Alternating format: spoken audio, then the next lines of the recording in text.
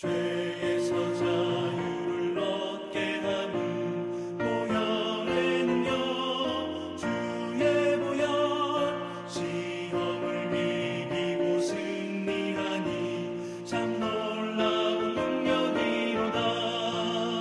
주의 보혈 능력이 또다. 주의 피 믿어 주의 보혈 그 어린 양의 매우 귀중한 피로다. 육체의 정욕을 이길 힘은 보혈에는요 주의 보혈 정결한 마음을 얻게 하니 참 놀라운 능력이로다. 주의 보혈 능력이 또다. 주의 피 믿어 주의 보혈 그 어린 양의 매우 귀중한 피로다.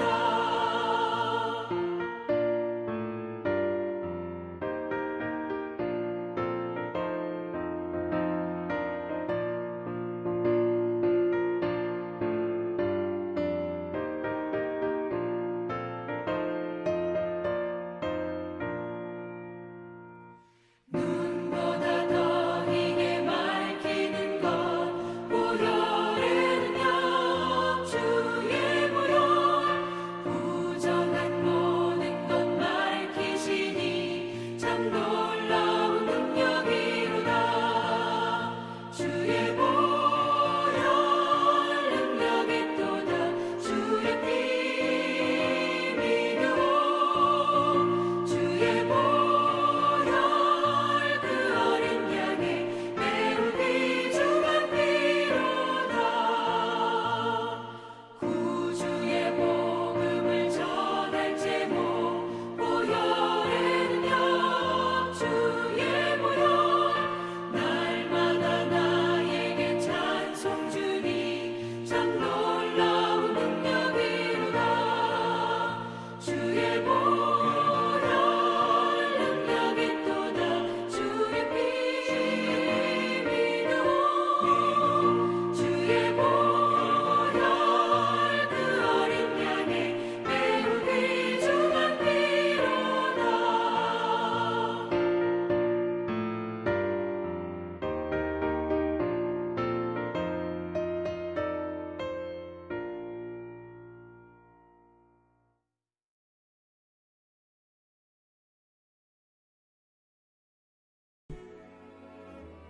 여룻바알의 아들 아비멜렉이 세겜에 가서 그의 어머니의 형제에게 이르러 그들과 그의 외조부의 집에 온 가족에게 말하여 이르되 청하노니 너희는 세겜의 모든 사람들의 귀에 말하라. 여룻바알의 아들 70명이 다 너희를 다스림과 한 사람이 너희를 다스림이 어느 것이 너희에게 나으냐. 또 나는 너희와 고륙임을 기억하라 하니 그의 어머니의 형제들이 그를 위하여 이 모든 말을 세겜의 모든 사람들의 귀에 말하매 그들의 마음이 아비멜렉에게로 기울어서 이르기를 그는 우리 형제라 하고 바알브리 신전에서 은 70개를 내어 그에게 주매 아비멜렉이 그것으로 방탕하고 경박한 사람들을 사서 자기를 따르게 하고 오브라에는 그의 아버지의 집으로 가서 여룻바알의 아들 곧 자기 형제 70명을 한 바위 위에서 죽였을 때 다만 여룻바알의 막내 아들 요담은 스스로 숨었으므로 남으니라. 세겜의 모든 사람과 밀로 모든 족속이 모여서 세겜에 있는 상수리나무 기둥 곁에서 아비멜렉을 왕으로 삼으니라. 아비멜렉이 이스라엘을 다스린 지 3년에 하나님이 아비멜렉과 세겜 사람들 사이에 악한 영을 보내심에 세겜 사람들이 아비멜렉을 배반하였으니 이는 여룻바알의 아들 70명에게 저지른 포악한 일을 갚되 그들을 죽여 피 흘린 죄를 그들의 형제 아비멜렉과 아비멜렉의 손을 도와 그의 형제들을 죽이게 한 세겜 사람들에게로 돌아가게 하심이라. 세겜 사람들이 산들의 꼭대기에 사람을 매복시켜 아비멜렉을 엿보게 하고 그 길로 지나는 모든 자를 다 강탈하게 하니 어떤 사람이 그것을 아비멜렉에게 알리니라. 에벳의 아들 가알이 그의 형제와 더불어 세겜에 이르니 세겜 사람들이 그를 신뢰하니라. 그들이 밭에 가서 포도를 거두어다 밟아 짜서 연회를 베풀고 그들의 신당에 들어가서 먹고 마시며 아비멜렉을 저주하니 에베스 아들 가알이 이르되 아비멜렉은 누구며 세겜은 누구기에 우리가 아비멜렉을 섬기리요 그가 여룻바알의 아들이 아니냐 그의 신복은 수불이 아니냐 차라리 세겜의 아버지 하몰의 후손을 섬길 것이라 우리가 어찌 아비멜렉을 섬기리요 이 백성이 내 수하에 있었더라면 내가 아비멜렉을 제거하였으리라 하고 아비멜렉에게 이르되 내 군대를 증원해서 나오라 하니라. 세겜 망대의 모든 사람들이 이를 듣고 엘브리 신전에 보르로 들어갔더니 세겜 망대의 모든 사람들이 모인 것이 아비멜렉에게 알려지매 아비멜렉 및 그와 함께 있는 모든 백성이 살문산에 오르고 아비멜렉이 손에 도끼를 들고 나뭇가지를 찍어 그것을 들어올려 자기 어깨에 메고 그와 함께 있는 백성에게 이르되 너희는 내가 행하는 것을 보나니 빨리 나와 같이 행하라 하니 모든 백성들도 각각 나뭇가지를 찍어서 아비멜렉을 따라 보루 위에 놓고 그것들을 얹혀있는 보루에 불을 놓으매 세겜 망대에 있는 사람들이 다 죽었으니 남녀가 약 1000명이었더라. 아비멜렉이 데베스에 가서 데베스에 맞서 진치고 그것을 점령하였더니 성읍 중에 견고한 망대가 있으므로 그 성읍 백성의 남녀가 모두 그리로 도망하여 들어가서 문을 잠그고 망대 꼭대기로 올라간지라. 아비멜렉이 망대 위에 이르러 공격하며 망대의 문에 가까이 나아가서 그것을 불사르려 하더니 한 여인이 맷돌 윗짝을 아비멜렉의 머리 위에 내려던져 그의 두개골을 깨뜨리니 아비멜렉이 자기의 무기를 든 청년을 급히 불러 그에게 이르되 너는 칼을 빼어 나를 죽이라. 사람들이 나를 가리켜 이르기를 여자가 그를 죽였다 할까 하노라 하니 그 청년이 그를 찌르매 그가 죽은지라. 이스라엘 사람들이 아비멜렉이 죽은 것을 보고 각각 자기 처소로 떠나갔더라. 아비멜렉이 그의 형제 70명을 죽여 자기 아버지에게 행한 악행을 하나님이 이같이 갚으셨고 또 세겜 사람들의 모든 악행을 하나님이 그들의 머리에 갚으셨으니 여룻바알의 아들 요담의 저주가 그들에게 응하니라.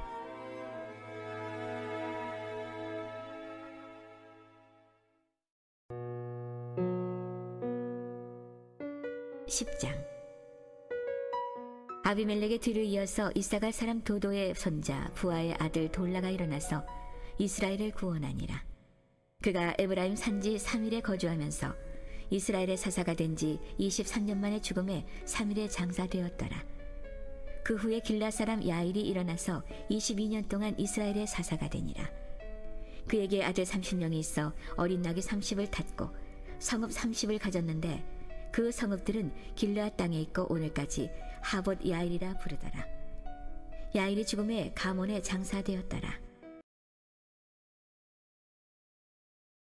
오늘 우리가 사사기 이 8장부터 10장의 그 앞부분까지 전개되는 그 내용의 스토리를 중간중간 끊어서 우리가 읽으셨는데 그 내용 속에는 하나님의 뜻을 거스리고 자기 자신이 앉지 않아야 될 왕의 위치에 앉아서 백성을 다스리고 악행을 일삼던 아비멜렉이라고 하는 사람의 삶의 일대기가 쭉 그려지고 있고 그 아비멜렉의 삶을 보셨던 하나님이 그를 어떻게 그 악함에 대해서 심판하시는가 하는 내용들이 이 아비멜렉의 생애와 함께 맞물려서 성경에 전개가 되어지고 있습니다. 자, 여러분 지난 시간에 잠깐 언급했지만 우리가 사사기의 그 반복되는 주기들이 지금 기드온의 죽음 이후에 보면은 좀 다르게 나타나죠.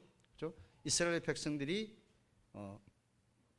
하나님 앞에 범죄해서 죄를 짓고 하나님이 그들을 심판하시려고 그 다른 나라의 강대한 나라를 일으켜서 이스라엘 백성을 학대하고 그들이 회개하고 돌이키면 사사를 보내서 그들을 구원하고 또 그들이 하나님 앞에 악을 행하고 이런 중기가 돌아갔는데 지금 기드온의 죽음 이후에 아비멜렉이 이어서 사사와 같은 역할을 하게 돼요.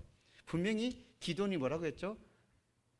우리와 우리의 자녀들이 너희를 다스리지 않고 하나님이 다스리겠다 이렇게 고백을 했는데 지금 실질적으로 누가 다스리는 거죠?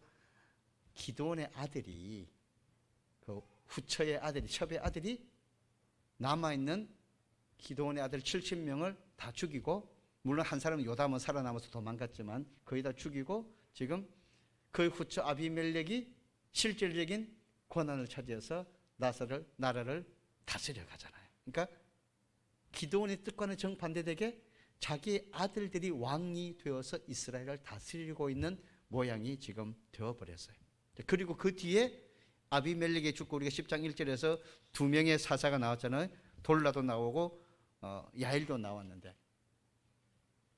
지금 어떻게 사사가 되었는지에 대한 이 일반적인 주기의 모습이 여기서 나오지 않아요. 그냥 갑자기 두 사람이 등장해서 사사가 되었어요. 근데 다른 사사들은 다 외부의 침략 때문에 고통받는 이스라엘 백성들이 회개하고 부르짖는 과정 속에서 하나님이 한 구원자를 세워서 그들을 건져내시는데 쓰임받는 사사였다면 지금 이 아비멜렉이라든지 돌라라든지 야일은 외부의 침략으로부터 이스라엘 백성을 구원해내는 사사는 아니에요. 오히려 이스라엘 백성들 내부의 문제, 자신들의 내부의 문제를 해결해 나가는데 급급한 역할을 했던 인물로 지금 성경에 기록이 되어지고 있는 거죠. 그래서 좀 이 사사기의 주기와는 좀 약간 다른 각도의 모습이 지금 여기서 설명이 되어져 있습니다. 아비멜렉의 사건은요, 세겜 땅이라는 도시부터 등장을 합니다. 여러분, 세겜이 어떤 곳입니까? 여호수아서 24장에 보시면요, 세겜은요 하나님과 새로운 언약을 맺는 그런 장소로 기록이 되어져 있어요. 그러니까 하나님과의 잃어버렸던 새로운 약속의 언약을 되새기면서 이제 정말 하나님을 잘 섬기겠다고 하는 그런 믿음의 각오를 다지는 그런 장소로 등장을 하거든요. 그런데 지금 여기 나오는 세겜은 그 하나님과의 약속의 시간들을 잊어버리고 오히려 어떻게 이 세겜 사람들이 빠져들어가냐, 바알 숭배에 빠져들어가는 것을 볼 수가 있어요. 그것을 어떻게 우리가 알 수가 있느냐면은 아비멜렉이 사람들을 불러 모으면서 지금 여러분 여기 9장의 말씀을 보시면 4절에 바알브릿 신전에서 은 70개를 내어서 그들에게 주어서 아비멜렉이 그것으로 방탕하고 경박한 사람을 사서 자기를 따르는, 지금 용병을 사들였다는 거잖아요. 그죠? 자기 지지 세력의 그 결사대를 만들었다는 거예요. 세겜 사람들이 어디에서 그 아비멜렉에게 그 자금을 대줬다고요? 바알브릿이라는 신전에서 모아놓은 돈을 주어서 아비멜렉이 군사력을 일으킬 수 있는 자본을 대주었다는 거잖아요. 그러니까 바알 숭배에 빠져 있는 모습을 그대로 지금 보여주는 거잖아요. 그러니까 우리 기드온의 모습을 보실 때 기드온의 아버지가 뭐 하는 사람이었습니까? 바알 숭배하던 사람이잖아요. 그렇죠? 요아스가 바알 숭배하던 사람인데 기드온이 하나님의 말씀을 들으면서 밤중에 가서 바알과 아세라를 찍어버리고, 그죠? 그런 하나님 편에 서기 위해서 바알 신상을 무너뜨리는 모습을 볼 수 있잖아요. 그런데 완전하게 그 신앙의 모습이 없어진 것 같았지만 오랜 시간 동안 자기 아버지 요아스가 그 주변에 이 자기 지파 사람들, 그 지파 사람들과 그 이스라엘 백성 민족들이 얼마나 이 바알 신앙에 깊이 빠져 있는가를 그대로 보여주는. 그래서 나중에 기드온이 어떻게 합니까? 분명히 바알 신상을 만들지는 않았어요. 그런데 금으로 에봇을 만들잖아요. 근데 여러분, 뭘로 만들었죠? 금 귀고리를 빼서 만들었어요. 여러분, 이 상황 가만히 생각해 보세요. 금 귀고리를 빼서 무엇을 만든다 하면 여러분 생각나는 사건 없습니까? 출애굽기 32장에 보시면 아론이 딱 떠오르잖아요.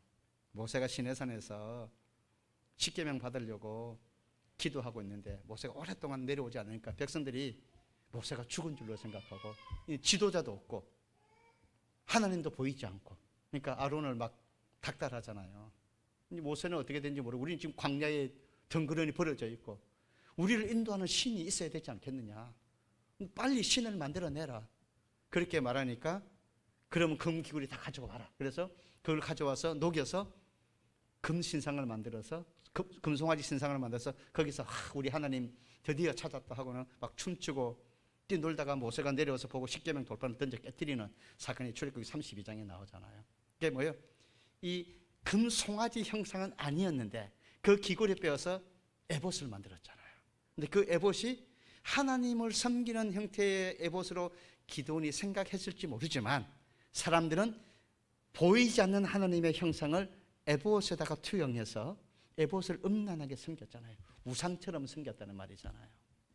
하나님이 뭐라고 말했습니까? 어떤 형상도 만들지 말라 그랬잖아요.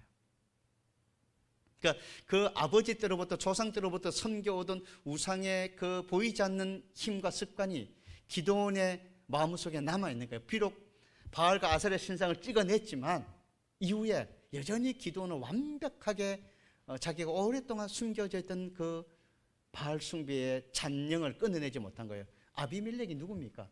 기드온의 아들이지 않습니까? 아비멜렉이 어디를 찾아갔습니까? 바알 숭배에 빠져있는 세겜 땅을 찾잖아요. 자기 지지세력 기반을 만들기 위해서 거기에 가잖아요. 거기에서 바알 신전에서 자금을 받아서 군사력을 모집하고 아들 자기 형제 70명을 한 자리에 꿰어내어서 죽여버리잖아요. 그리고 세겜을 중심으로 해서 자기가 왕이 되잖아요. 하나님을 떠나서 자신의 힘으로 우상 숭배에 빠져버린 그런 신앙에 타락된 형상들이 부모로부터 자손들에게 그대로 이어지고 있는 광경을 우리가 보는 거예요. 그러니까 우리가 뭔가 하나님 앞에 완벽하게 세상과 죄와의 싸움에서 하나님을 떠나 있고 하나님을 따르지 못하게 만드는 모든 세상의 가치관으로부터 빨리 벗어나지 않으면 나도 모르는 사이에 내가 지금 하나님을 잘 섬기고 있는 것 같아도 내가 행하고 있는 삶의 습관들이 세속적이면 그것이 자녀들에게 나도 모르는 사이에 자꾸만 흘러간다는 거예요.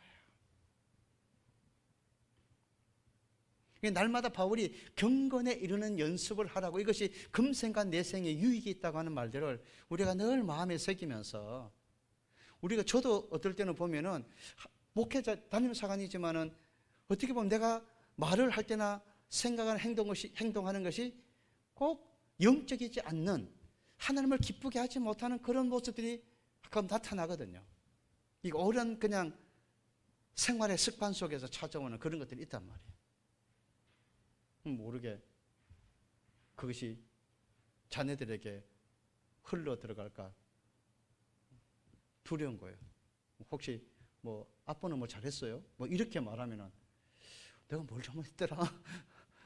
갑자기 뭔가 뒤통수가 내려지는 거잖아요. 여러분, 그런 우스갯소리로 오랫동안 그 부처님을 섬기던 그 불자가 회개하고 예수 믿으면 꼭 인사를 이렇게 하지 않습니까? 목사님 안녕하십니까? 이렇게. 너무 자연스러운 거예요, 그게요. 우리의 삶에도 그런 뭔가 완전하게 끊어내지 못한 옛사람의 습관들이 우리 몸의 생각과 가치 속에 남아 있어서 나도 모르는 사이에 그것이 하나님과의 관계가 늘 아름다울 때는 모르지만 그렇지 않으면 끊임없이 우리를 세상 속으로 이끌어가는 그런 도구가 되는 그런 모습이 남게 되는 거거든요. 그것이 오늘 기드온과 아비멜렉을 통해서 보여지는 거예요. 세겜 사람들의 모습을 보십시오.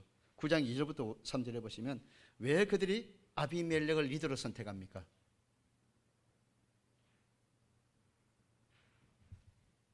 자기와 생각이 같잖아요. 자기를 높이잖아요. 왜 우리가 기드온의 아들을 따라가야 되느냐? 70명을 따르는 게 좋으냐? 나 한 사람을 따르는 게 좋으냐? 수치적으로 한 사람 따르기 훨씬 편하잖아요. 그러니까 골육 친척이라고 세겜 사람들이 새로운 기드온의 그늘을 벗어나서 새로운 리더의 왕조를 만들어낼 수 있다고 하는 명예욕을 건드리잖아요. 그러니까 그들이 아비멜렉을 인정하고 따르죠. 그래서 아비멜렉을 왕으로 삼았다. 6절에 그렇게 나와 있습니다.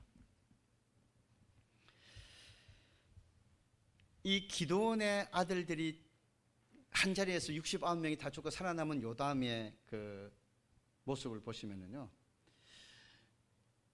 나중에 이제 요담의 비유라고 하는 그 내용들이 성경에 지금 기록이 되지만 아비멜렉이 권력을 얻게 되는 그 과정 속에서 하나님이 그를 세우셨다거나 하나님이 그를 이끌어 가시는 장면이 다 없죠.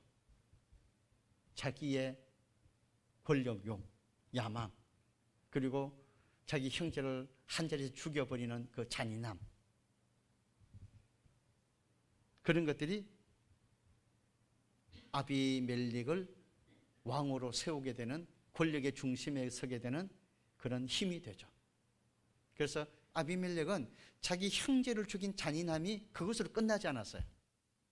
계속해서 이후에 세겜 사람과의 갈등이 일어나고 세겜 사람들을 대할 때도 망대를 다 불태워서 1000명을 그 자리에서 죽여버리잖아요.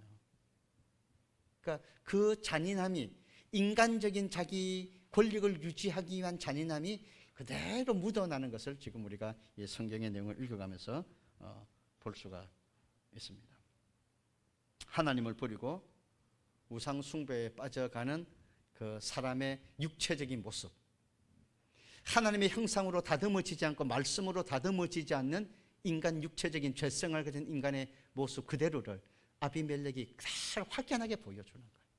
우리 여러분, 우리의 마음속에 만약에 예수가 없다면, 우리의 마음속에 말씀이 없고 성령이 함께 하심이 없다면 우리가 육체와 다를 것이 무엇이 있습니까?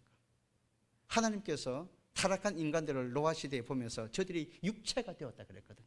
그러니까 하나님의 형상으로 지원받은 저들의 삶 속에 하나님의 형상은 온데간데 없어지고 그냥 인간 본연의 육체의 그 더러운 욕심과 그 죄악된 모습을 그대로 품고 유지하면서 전혀 바뀌지 않고 변화되고자 하지 아니하는 그런 죄성에 물들어 있는 인간의 모습을 한탄하신 거거든요.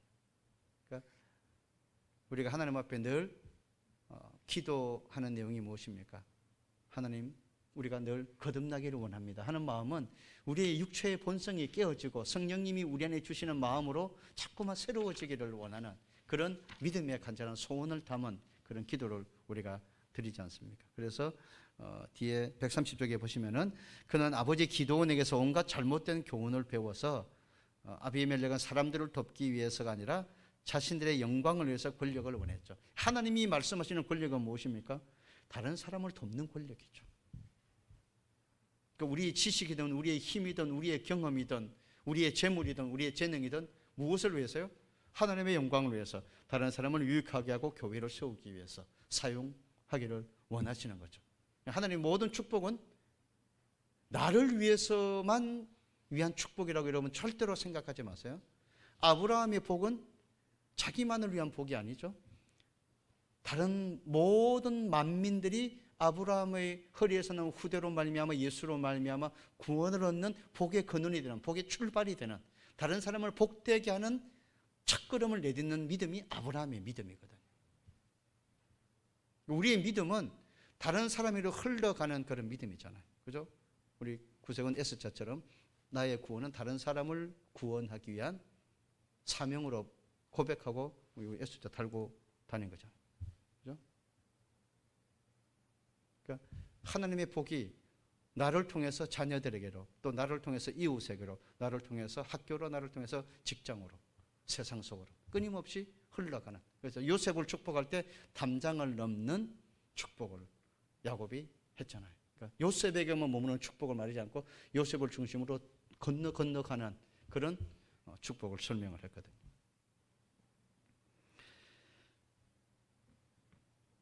인간적으로 말해서 3번에 보시면 아비멜렉의 몰락을 초래한 것이 무엇이었는가? 여러분, 요담이 비유를 들어서 나무의 왕을 세우는 비유를 들어서 아비멜렉과 세겜 사람들이 거룩한 연합이 아닌 자기의 욕심을 채우기 위한 연합 그 자리를 설명하면서 반드시 하나님의 심판이 있을 것이라고 하는 그런 메시지를 요담의 교훈을 통해 던졌습니다.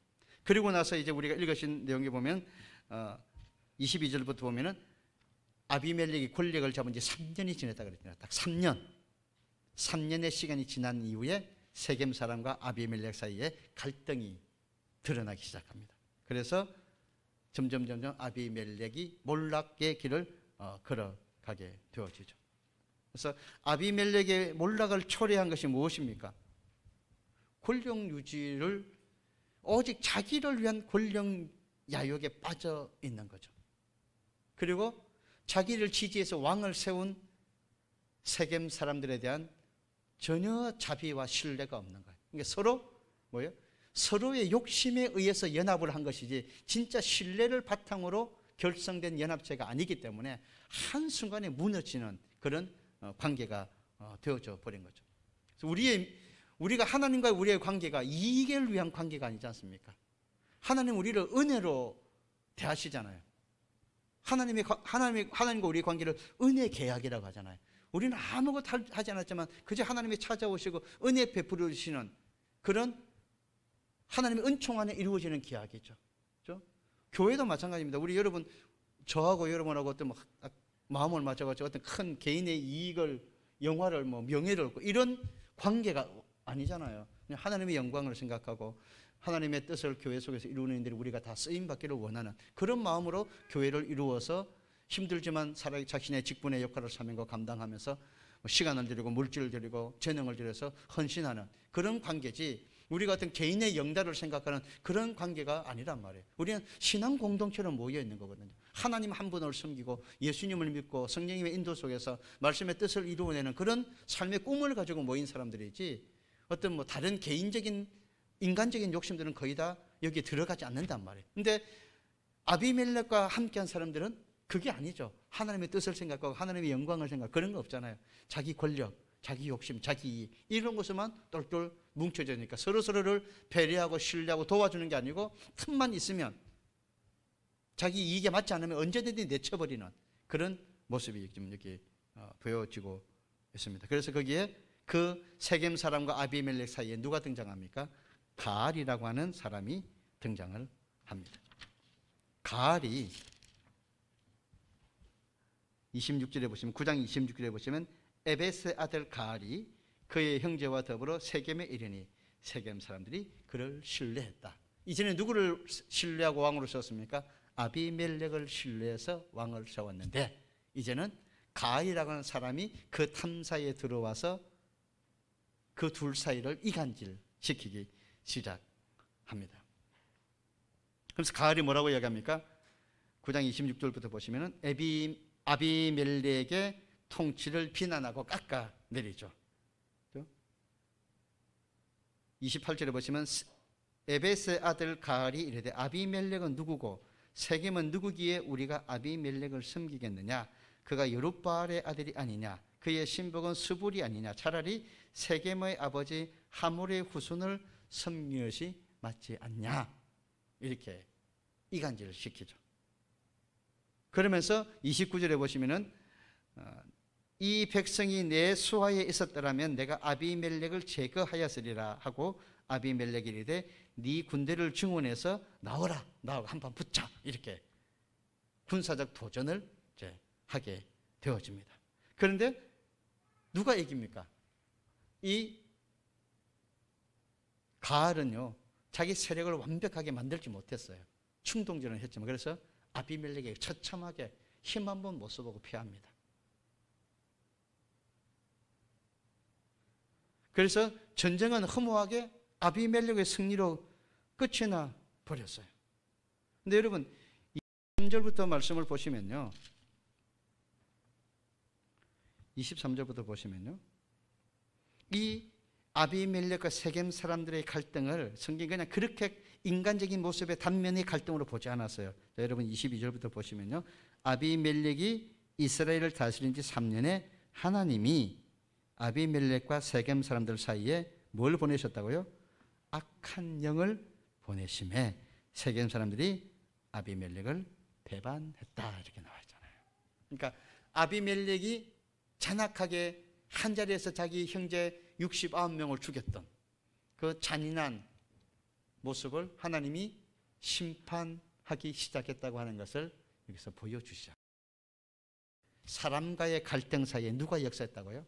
악한 영의 역사를 하나님이 보내셔서 하나님이 그들 사이를 갈라지게 만드셨다고 하는 거잖아요. 그리고 56절 보시면요, 56절에 보시면요, 56절입니다. 아비멜렉이 그의 형제 70명을 죽여 자기 아버지에게 행한 악행을 하나님이 이같이 갚으셨다. 아비멜렉의 죽음을 누가 이끄셨다는 거예요? 하나님이 기억하셔서 아비멜렉을 심판하셨다. 이렇게 말씀을 해 주시고 있습니다. 그러니까 배후에, 우리가 눈에 보이지 않는 배후에 역사하시는 하나님의 손, 하나님을 정말 두려워할 줄 아는 겸손함이 반드시 신앙인들에게 필요한 거예요. 그래서 우리가 아무런 내가 내 힘으로 내 지혜로 어느 누구도 감히 나한테 말 한마디 대꾸하지 못하고 내 힘과 내 세력이 있어서 모든 것을 다 할 수 있을지 모르지만 반드시 하나님이 살아계셔서 그것을 보고 계시고 보시는 하나님이 그들의 악함을 반드시 심판하시는 역사가 있다고 하는 것이 성경의 가르침이잖아요. 이 세상이 아무리 세상의 힘과 권력과 그것에 의해서 막 좌지우지 되는 것 같고 모든 것이 엉망진창으로 공유도 무너지고 모든 것들이 다 기가 막히게 정말 세상이 요지경이라고 말하는 그런 삶 속에 빠져도 누가 보고 계신다고요? 보이지 않는 하나님이 반드시 보신다는 거예요. 그리고 반드시 하나님이 심판하신다는 것이 세상의 종말에 대한 말씀의 가르침이잖아요.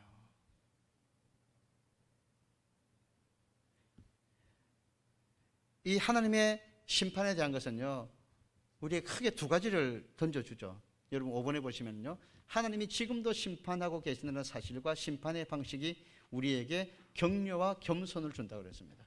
격려는 무엇입니까? 하나님이 보고 계신다. 하나님이 기억해 주신다. 하나님이 나중에 갚아주신다는 거죠. 하나님이 아신다는 거죠. 두려움은 뭡니까? 나도 똑같이 심판의 손에 들어갈 수 있다고 하는 거죠. 여러분, 마지막 주님의 재림은 우리에게 기쁨입니다. 근데 또 하나는 두려움이죠. 내가 과연 그분 앞에 섰을 때 부끄러울까 두려워하는 마음이죠. 우리의 신앙은 하나님이 나를 사랑하신다고 하는 그 기쁜 감격이 있어요. 은혜가 있어요. 근데 그 하나님의 사랑에 그 놀라우신 독생자까지도 아끼지 않는 그 사랑의 하나님의 사랑을 헛되이 보내버리면, 그 은혜를 너무 값어치 없게 생각해 버리면은, 그래서 내 마음대로 살아버리면, 사랑만 믿고 방종해 버리면 어떻게 됩니까? 나중에 하나님 앞에 큰 무슨 책망이 있다고 하는 거죠. 이 감사와 두려움, 위로와 두려움이 늘 함께 있는 신앙생활이 올바른 신앙이라고 볼 수 있습니다. 두려움만 가지면 어떻게 됩니까? 늘 하나님 앞에 벌 받고 야단 맞을 생각만 하게 되는 거죠. 그게 아니죠. 하나님은 그럼에도 불구하고 우리를 사랑하시고 또 우리를 새롭게 하시길 원하고 우리를 통해 영광 받으시기를 원하시기 때문에 기다리시고 참으시죠.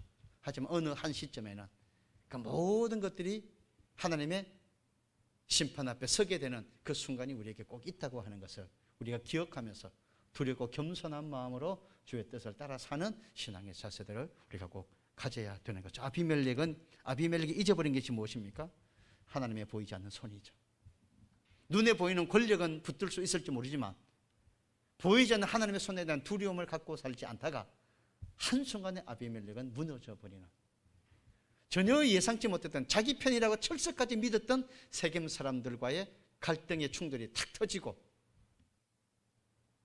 전혀 생각하지 못하게 여인이 망대 위에서 던지는 맷돌 한 짝의 생애를 끝내는 그런 인생이 되어버리잖아요. 몇 년 만에요? 3년 만에. 3년 만에. 10년도 아니었어요. 세상 사람들이 권불 10년이라 그러잖아요. 3년 만에 끝나버리는 인생이 되어버렸죠. 수많은 사람의 피를 흘려서 잡은 권력을 3년도 넘기지 못하고 끝나버리죠.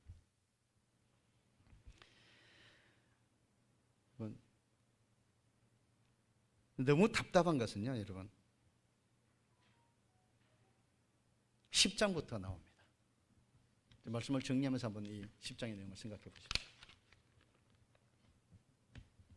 세겜 사람들의 망대를 불태워서 자기를 대적하고 자기와 반대편에 서 있던 가하를 도와주었다고 하는 그 명분으로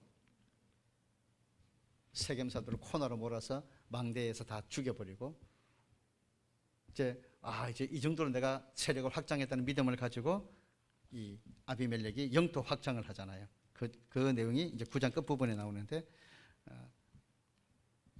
50절에 보시면은 데베스라고 하는 곳으로 동쪽으로 멀리 가서 영토 확장을 하는 전쟁을 일으키는데, 처음에는 승승장구하잖아요. 이 데베스 사람들이 코나에 몰려서 마지막 한 망대에 올라가서 문 걸어 잠고 꼭대기로 다 도망가 버렸는데 끝까지 쫓아와가지고 그 망대 앞에 아비멜렉이 선봉으로 서서 막 끌고 가니까 위에서 이름 없는 한 여인이 그냥 돌 던졌는데 그게 맞아서 두 개울 깨져서 죽잖아요. 너무 창피하니까 자기 옆에 있던 부하를 시켜서 야, 내가 여인에게 맞아 죽었다는 소리 듣기 싫으니까 나 찔러라 그래서 진짜 찔러서 죽어버리잖아요. 자기가 한 이름 없는 여성에 던지는 맷돌에 맞아 죽을 것이라고 아비멜렉이 생각했겠습니까?